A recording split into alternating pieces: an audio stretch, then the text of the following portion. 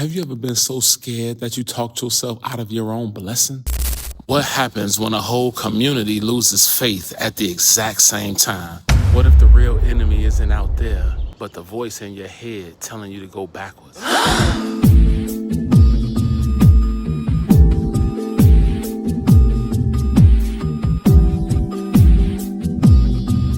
What's good, family? I am Brother Nicodemus Odi Smith, and welcome back to the weekly Torah portion commentary series, where we don't just read the Bible, we decode the patterns hidden in plain sight.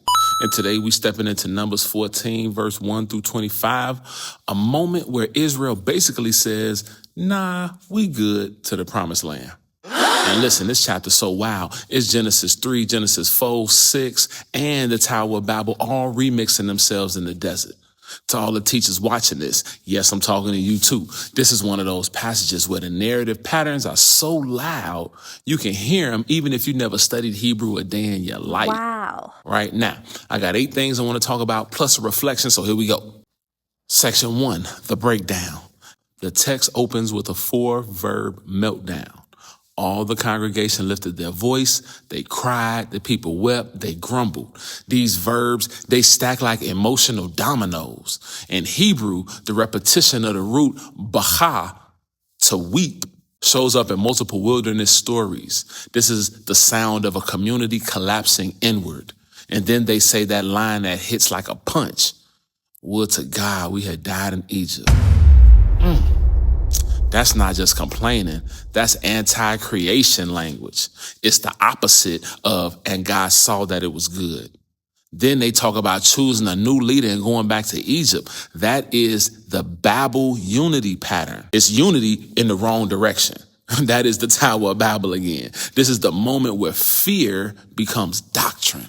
Section 2, Moses and Aaron hit the flow. Moses and Aaron fall on their face. That's the priestly posture of absorbing chaos before it spreads. This is the same pattern as Abraham interceding, Moses at the golden calf, and the priest standing between life and death. They're not being dramatic. They're standing between a holy God and a rebellious people. Section 3, Joshua and Caleb speak up.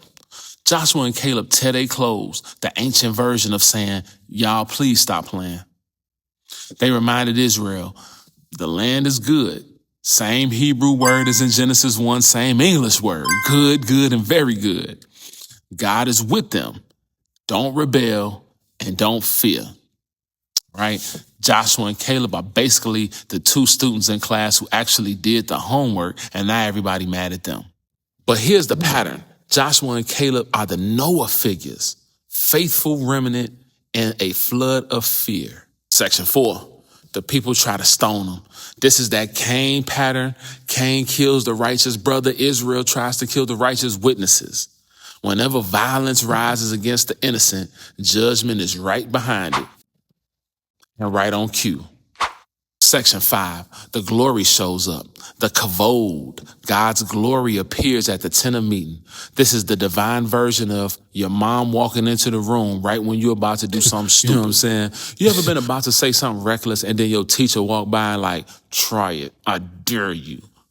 Same energy. Section 6, God's judgment speech. God says, how long will this people despise me? How long will they not believe me? The repetition, how long, echoes the frustration of Genesis 6 before the flood.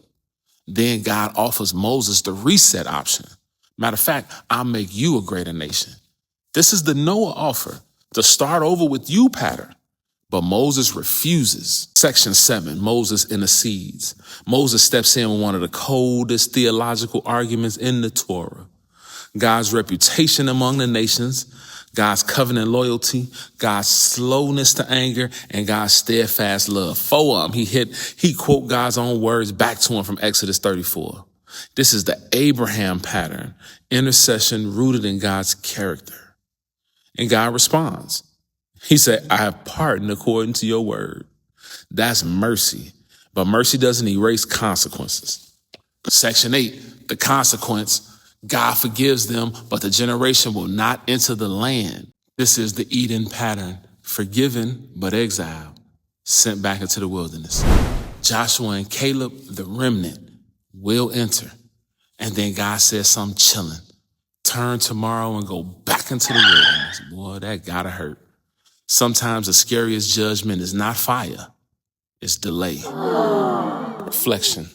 There's a moment in every person's life, in every community's life, where fear becomes louder than faith, where the memory of slavery feels safer than the risk of freedom, where going backwards feels easier than trusting God with forward.